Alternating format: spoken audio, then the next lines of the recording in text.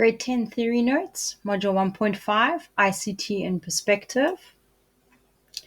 There are different types of computers, and they have been split up into two main categories: general purpose and dedicated purpose. If we look at general purpose computers, they have an operating system. They can run many different productivity applications that can perform a wide range of tasks. These are your typical computing devices, things that you would consider a computer: your desktop computer, a portable computer that could be a laptop, a tablet, two-in-one device, smartphones, servers. If we look at desktop PC, they would generally consist of a box or a systems unit, a tower. This box would contain the central processing unit, memory, your RAM, random access memory, a hard drive or a solid state drive, motherboard, graphics card, all those kind of things would be in the box. It would have a monitor, a keyboard, and a mouse. You also get an all-in-one desktop PC, and this Apple iMac would be a great example where the system's box or your system's unit is actually built into the monitor. And so all those parts like the CPU and the motherboard, the RAM, the hard drive, they're all actually built into the screen. You then have the keyboard and mouse separate. Some Windows devices have started doing that, but probably the most famous one would be your iMac. If we look at portable computers, you've got laptops, notebooks, netbooks, and tablets. These are portable computers designed to use miniature parts with low power consumption, allowing them to operate on a battery. So they don't actually take a lot of power to work with. They are portable, so you can carry it around. Really great that it runs on batteries, especially in South Africa with something like load shedding. Difficult and expensive to upgrade. Not impossible. Some parts cannot be upgraded, but some parts can, but it will cost you a lot more compared to upgrading a desktop PC. Laptop, notebook, netbook, and tablets. So these are kind of very similar, but they do sort of different things. Laptop, portable computer with a full keyboard and a flip-up monitor. When we're saying full keyboard, if you look in this picture here, you've got the normal keyboard here. You've got the extra section with your numlock, your numbers, the enter, the plus, the minus, the multiply, divide. So you've got that extra keyboard part as well as the normal keyboard buttons that you use. A notebook is similar to a laptop. It's not as powerful, so the screen will be slightly smaller. So a laptop could have a 15.6, 17-inch screen. A notebook's going to be considerably smaller. It's going to be 11 inches, 12 inches, probably up to 14 inches. The specs are less powerful, so you're not going to have an i5 or an i7 CPU in there. You're going to have a Celeron, something sort of not taking a lot of power, not using a lot of power, made for browsing the web, typing a few Word docs. Your entry-level laptops are going to be falling into this notebook category. So it's very much a laptop, but it's less powerful. A netbook is not as popular nowadays. It looks like a laptop, except it's the size of an A5 page. So if you imagine an A4 page and you fold that in half, that's going to be your netbook. Very small, but not really used that much. A tablet, portable computer with a touchscreen, can come with the stylus. So your iPad is probably the most famous tablet, but Samsung make tablets, Huawei, Xiaomi. There's lots of Microsoft tablets that you're able to purchase as well. So these would all fall into your portable computing range. You also get a hybrid two-in-one tablet PC. So you've got the tablet part that can connect to a keyboard magnetically, and you can kind of use it like a laptop, but you've still got the functionality of a tablet. And others are full laptops, but when you flip the screen around, it actually can switch into a sort of tablet mode. So two-in-one hybrid device is portable computer that has features of both a tablet and laptop. They are convertible, meaning their keyboards flip around the back, transforming them into tablets. Smartphones. A smartphone is a cell phone with extra ability So a cell phone can make phone calls and it can send SMSs. You're not downloading apps on it. So we're looking at a really basic phone. Most people do not have smartphones. They have cell phones. They have smartphones. Smartphone is better. It's got its own operating system. It can have applications installed on them. Applications would be things like Instagram, TikTok, different games, word processing, Gmail app. All of those are your applications. They often come with features like a camera, a media player, internet browser. So they do a lot more than the basic cell phone that would be used to make phone calls and to receive SMSs. Server is a type of computer. They're often found in these massive racks, and each of these is going to be doing a different thing. Okay. These are computers that provide resources and services to other computers and users in a network.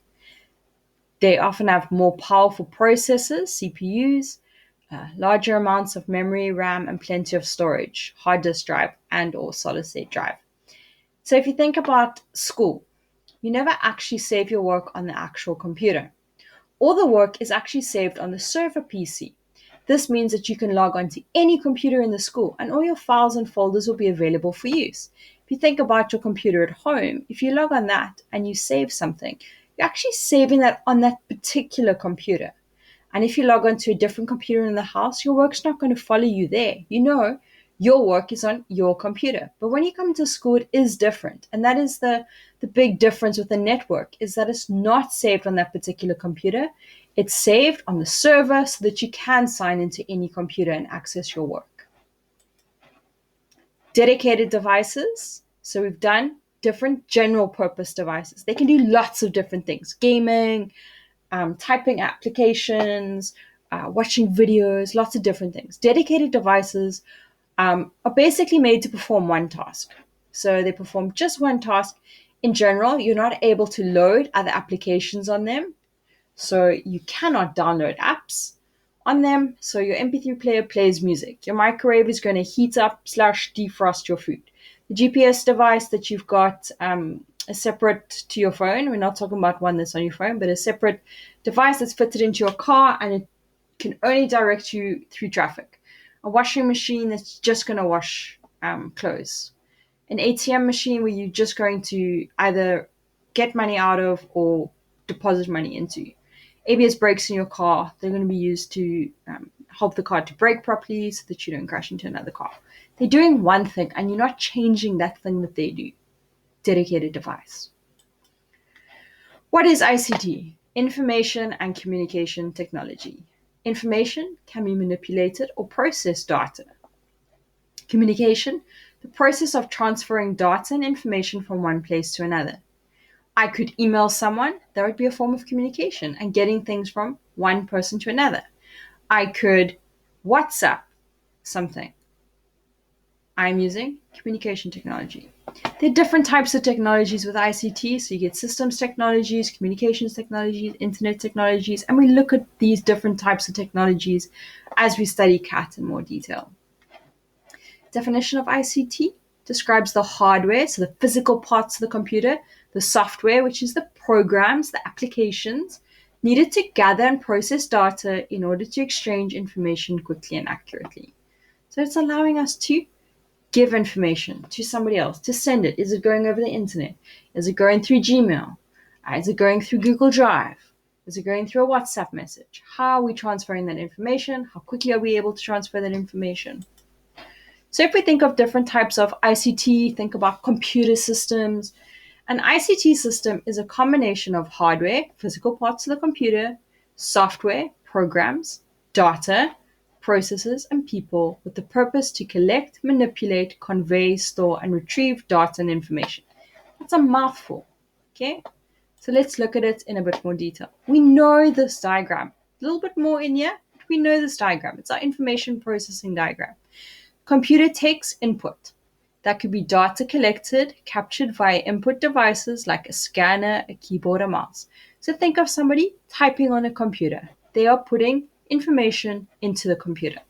That information is going to be processed, working with data and information, changing, calculating, manipulating. Your central processing unit and the RAM are responsible for the processing activities. Output, Data is displayed using various output devices. It could be printed on the printer. It could be on your computer screen. It could be projected onto via the projector onto a screen. It could be listening to music or sound audio through speakers, headphones. It could be stored. So storing a permanent copy of data via storage devices like your hard disk drive, your solid state, your flash drive, your SD card, your optical media, so Blu-ray, DVD, CD.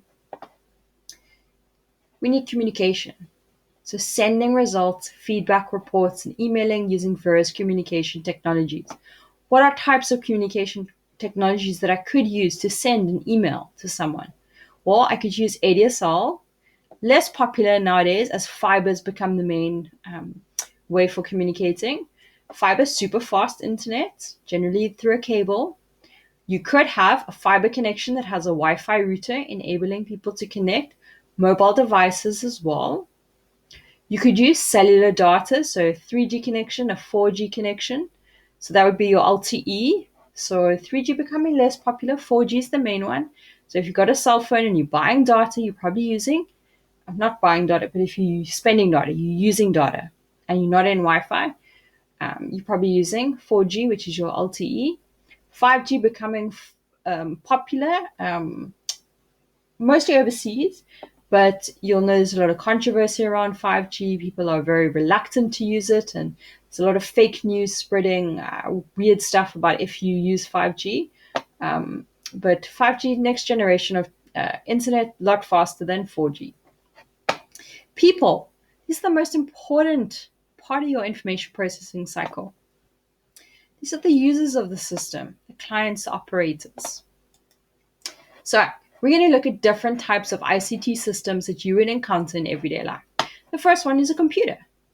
So we all know what a computer is. There's hardware, so monitor, keyboard, mouse, trackpad, screen, systems unit, software, whatever programs you've installed on the device. You, the user, using, typing, clicking, the data you work with, whatever you're typing up for school projects and processes that are involved. So computer system is a type of ICT system. What other kinds of computer systems are there? Sorry, I clicked too fast. Well, a cell phone, a smartphone. To have what kind of components would be involved in a cell phone system? Well, the phone itself, a SIM card. The SIM card allows communication.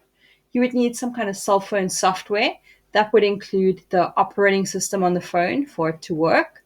So your iOS or Android. You would need other kinds of software, so applications that you'd be using. You'd need cell phone masts or towers so that you can pick up signal. And you need lots of people using your system. Another type of ICT system, so we've done computer, we've done a cell phone, a point of sale system.